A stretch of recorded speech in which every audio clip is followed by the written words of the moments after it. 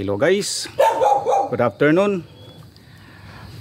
Nandito tayo ngayon sa Tansa, Cavite. May papasyalan tayong isang kasama natin sa vlog na matagal na rin natin hindi nakikita at nasabayan si Ranilo TV Vlog.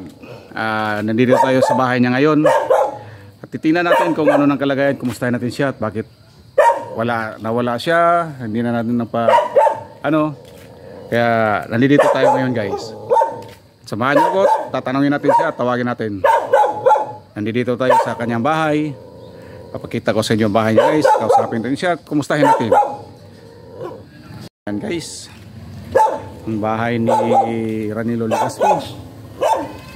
Ito sa gilid. May alaga siya dalawang aso. Bye! Oy! Nagpalas ba Ranilo? Ay, bye! Ay, kumusta? Ito bye! Kumusta? Guys! Ito si Ranilo Legaspi Vlog. Ayan. Ating kasamahan sa pagbablog. Ating kumustahin siya. Papasyalan natin sa loob ng bahay niya. Titingnan natin ang sitwasyon niya ngayon. At magpagkwentuhan tayo at bakit nawala siya sa pagwawaiti, sa mundo ng waiti. Bye! Yes, bye! Okay. Dito tayo nagadaan guys kasi may aso doon. Pasok daw tayo sa bahay niya. Ayan, alaga niya. Oh. Sino kasama mo ngayon dito, bay? So, bay, ako lang mag-isa, bay. Oh. Malungkot ang aking buhay, guys. Yan pala naging sitwasyon ngayon ng kasama natin sa YT. Guys, si Ranilo Legaspi, ito ngayon yung kalagayan niya. Ito sa loob ng, nandito tayo ngayon sa loob ng pamamahay niya, guys. Yan nga, medyo kwentuhan natin siya kung ano nangyayari. Baka sakaling magkaroon tayo ng ideya kung paano natin susuportahan at makabalik sa mundo ng YouTube. Ito guys, iikutin ko muna at nanghihingi ako ng paalam sa ating kaibigan. Pakita natin ang kalagayan ng kanyang bahay ngayon. At siya lang nag-iisa. Wala na yung mga anak niya dahil doon, may kanya-kanyang pamilya niya.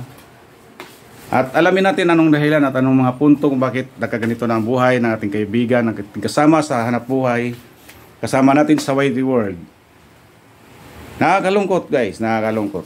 Ako bilang isang ama, nalungkot ako sa sitwasyon ng ating kasama sa YT. So, yan po yung mga anak niya guys. Ayan, 4 po yung naging anak niya. Pero, hindi niya alam kung anong pagsubok ang dumating sa buhay niya. At ngayon, nag-iisan lang siya dito sa bahay. So, yun, at kakausapin ko si Ranilo Vlog kung anong naging dahilan sa kanyang mga nangyayaring ngayon sa kanyang buhay. Yes, bago ang lahat, pakinggan nating kwento ng ating kaibigang si Ranilo Legaspi. alright. Shoutout muna sa inyo guys, mga makakapanood nito guys, no? Ako nga po pala si Ranilo Legaspi Vlog. Member ako ng ASPO team global. Kaya nga nandito ang aking kapatid sa YT, si Biter Boogie, na ang tagal na namin hindi nagkita kasi nagkikita lang kami sa platform ng YouTube. Pero ngayon, sinadya niya ako na magkita kami. Thank God nga at nagkita kami na ito, naawa yung kapatid ko sa akin kung bakit, anong dahilan bakit ang tagal kong nawala sa YouTube. Dahil nga ito, mga hindi ko nakikwento guys yung mga naranasan ko. Ang makikita nyo na lang guys, ako na lang mag-isa sa buhay. Parang iniwanan ako ng pamilya ko. Hindi ko alam kung anong dahilan na dati-dati ang saya ng bahay na to, maayos ang bahay na to, puno ng pagmamahalan. Pero dumating sa punto na napakalungkot. Pati nga si kapatid na Terbugi ay nalungkot sa sitwasyon ko. Bakit hindi man lang ako suportahan ng mga anak ko? Ayun din, hindi ko maintindihan din sa sarili ko. Kahit sa mga anak ko, hindi ko maintindihan yung bakit pinabayaan nila ako. Bagamat na ginawa ko naman ang lahat para sa kanila, ito pa yung matatamo ko. Tsaka, isa pa, nagpapasalamat din ako sa ASPO team at dahil hindi nila ako nakakalimutan. Papasalamat ako kay Kuya Mario, kay Boss PD, tsaka kay kapatid na Terbugi at kay Ate Joyce. Loko yung mga hindi ko nabanggit. Alam nyo na kung sino kayo. Alright, at malungkot guys, no? Na kagaya ko na may sakit pa ako na hindi ko alam. Minsan, atakihin ako sa madaling araw. Hindi ko alam kung saan ako tatakbo kasi wala akong kamag-anak man lang dito o kasama sa bahay. Kaya nga, nahabag si kapatid na Terbugi sa akin sa sitwasyon ko, guys. Ito, kapag umulan na malakas dito sa bahay na to, guys, nakatayo lang ako, guys. Lahat yan, nakikita nyo kisame na yan, puro tulo yan. Parang binuhos ng tubig. Buti nga kayo, nagpunta si kapatid na Terbugi at walang ulan. Kung nagkataon na maulan, na malakas na ulan, makikita niya yung sitwasyon ko. Mas lalong maawa lalo si kapatid na Terbugi, no? Ayun lang guys, at baka maiyak na ako eh. Kaya guys, nandito ako yun, pinasyalan ko yung kasamahan natin. Ako talaga nahabag sa nangyayari sa kanya ngayon dahil ako, lumaki rin ako na wala yung tatay ko, nagkita kami, tatay ko nasa Batangas, pero hindi ko pinaparamdam ni kunting pagsisisi, ni kunting sumbat sa magulang ko. Dahil utang na loob ko sa akin, sa buhay ko sa aking mga magulang. Pero nung nakita ko sitwasyon ni kapatid ni Ranilo Legaspi, parang kinurot ang puso ko guys. 4 ang anak niya, nag-iisa na lang siya ngayon. Sana kung mapanood man to ng mga anak niya, at ito'y nanghingi ako ng pahintulot sa ating kapatid na si Ranilo Legaspi, na ibablog ko itong buhay niya, at kung sakaling may suporta kayo may maparating sa aking channel, sa aking YouTube, ibibigay ko po sa kanya lahat to guys. At ginagawa ko to, siguro ito ang unang hakbang ko bilang isang YouTuber na magbibigay na isang tulong para sa mga kasamahan natin o sa ibang tao na hindi lang YouTuber na kung nangangailangan ng tulong. Paparating natin na kung sino man ang may mahabag sa sitwasyon na kailangan ng tulong. Naawa talaga ako guys sa sitwasyon. Dahil bilang isang magulang din, ang mga anak ko hindi naman ganito rin. Lagi na umumusta sa akin. Kaya nagkapagtara, sana isa sa mga anak mo dito, brother Nilo, makapanood at makikita niya ang sitwasyon. Loobin ng Panginoon. Nawa magkaroon sila ng liwanag sa isip nila na kung hindi dahil sa inyong mga magulang, kayong mga magulang, wala sila rito. At kung ano man ang naging nangyaring problema ninyo mag-asawa, dapat naging neutral ang mga anak nyo. Di nila dapat na gagawin sa iyo to na parang iniwanan ka lang sa ere. Tama. Isa nakakalungkot na nakakahabag na isipin yung sitwasyon mo ngayon. Sa totoo lang, Brad Ranilo.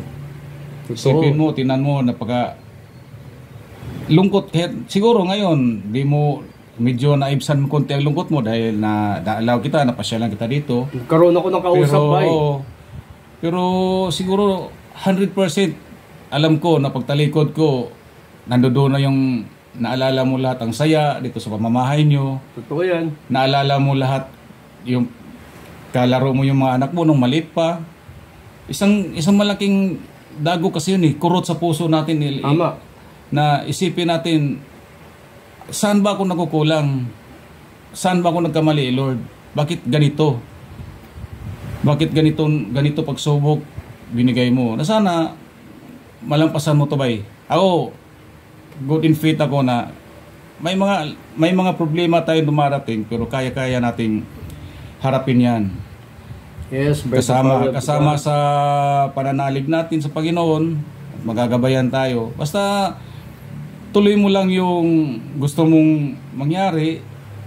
Sana tuloy yung pagdadasal natin. Kasama mo ako pagdasal na sana yung hipuin mo lang ng Panginoon yung mga puso ng anak mo na matanaw ulit yung pamamahay mo dito sa kalagayan mo. Tama. Lalo-lalo na yung gamot mo. Alam naman nila na may karamdaman ka. May binibili kang gamot lagi. Ang pagkain mo dito. Yun ang pagkahirap. Yun nga yung sinasabi ko, kung hindi mo alam, bukas magkalawa, hindi ka na makagising. Sino makatulong sa'yo rito? Wala kang tao, wala kang kasama. Pinapasa Diyos ko na lang, bay. Pinapasa Diyos ko na lang kung sakasakali na kuhain niya na ako. Kapasalamat ako sa Panginoon na may ibsa na yung hirap ko sa nararanasan kong lungkot. At laging hindi ako nawawala ng pag-asa na lagi akong nananalangin sa Panginoon. Kasi ang Diyos ang tanging nakakaalam ng lahat. Kung ano man yung mga nararanasan natin sa buhay, nawa ay huwag tayong bumitaw sa Diyos. Ako sa kagaya ko, literally, may sakit ako. Minsan wala akong pambili ng gamot. Ayun ang pinakamahirap na sitwasyon ng buhay ko. Kapag hindi ako nakalapatan ng gamot sa sarili ko, dire-diretso na yung atake niyan. Hanggang sa mawala na ako ng malay, o baka hindi na ako magising. Ayun ang kinakatakot ko. Natatakot ako kasi mahal ko pamilya ko. Na kung ako iniwan nila, ako hindi ko makakalimutan sila. Mahal na mahal ko ang pamilya ko. Asawa ko, mga anak ko, binuo ko ang pamilyang ito. Alam niyo guys, binuo ko ang pamilyang ito ng pag-ibig na wagas at tapat na pagmamahal ko sa mga anak ko at sa asawa ko. Pero hindi natin alam bakit ko naranasan yung mga bagay-bagay na ito. Ang tanging Diyos lang ang nakakaalam. Sana maunawaan nyo ang aking nararanasan sa mga oras na ito na nandito si kapatid na Terbugi. At ako kahit pa paano naibsan ng kalungkutan ko at may nakausap akong tao na naging concern sa akin sa kalagayan kong ito. Salamat sa inyo guys!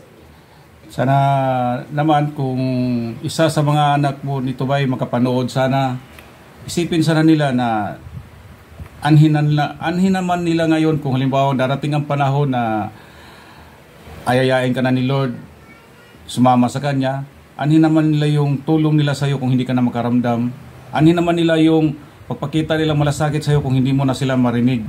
Anhin pa nila yung yakap nila sa iyo kung hindi ka na rin makayakap sa kanila.